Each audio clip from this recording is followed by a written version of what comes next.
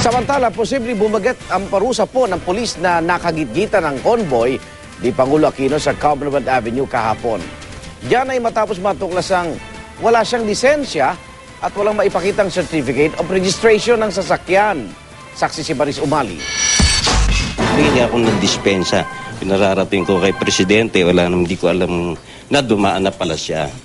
Sa kabila ng paghingi ng dispensa matapos makagitgitan ng convoy ng Pangulo kahapon, hindi raw babawiin ang pagkakasibak sa pwesto kay SPO1 Ricardo Pascua at posibleng bumigat pa raw ang parusa sa kanya matapos matuklasang wala rin siyang driver's license. Wala rin siyang naipresentang certificate of registration ng minamaneho. Nakinabitan pa niya ng sirena kahit bawal ito sa mga pribadong sasakyan at ang plaka nito hindi raw mabasa. We found out na merong improper display ng plates, meaning doon sa rear portion ng vehicle, covered ito ng heavily tinted plastic cover.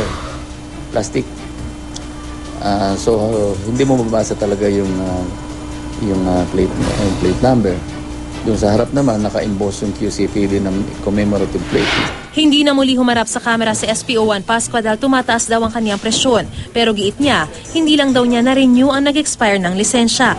Ang sasakyan naman niya, wala pa raw certificate of registration dahil hinuhulugan pa raw ito sa kanyang kumpare.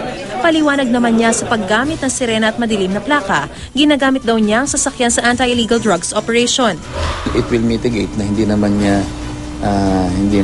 high-handed yung attitude niya, hindi naman inako na niya yung pagkakamali niya at repentant siya.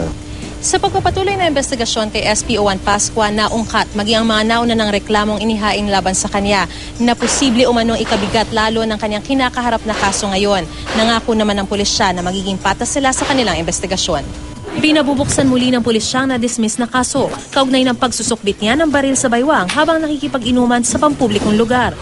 Pinarelieve ko silang 4 doon, pinadisarmahan ko, pina-confiscate ko yung bags, tapos pina-report ko dito. Ayon sa Presidential Security Group, mahalaga ang pagbibigay daan sa convoy ng Pangulo para sa kanyang kaligtasan. Kahit paminsan hindi ito alam ng ilang motorista dahil sa paninindigang hindi siya gagamit ng wangwang. We don't use the sirens anymore.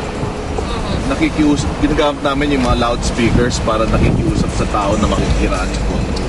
Hindi kami gumagamit ng blinkers. No? Apo.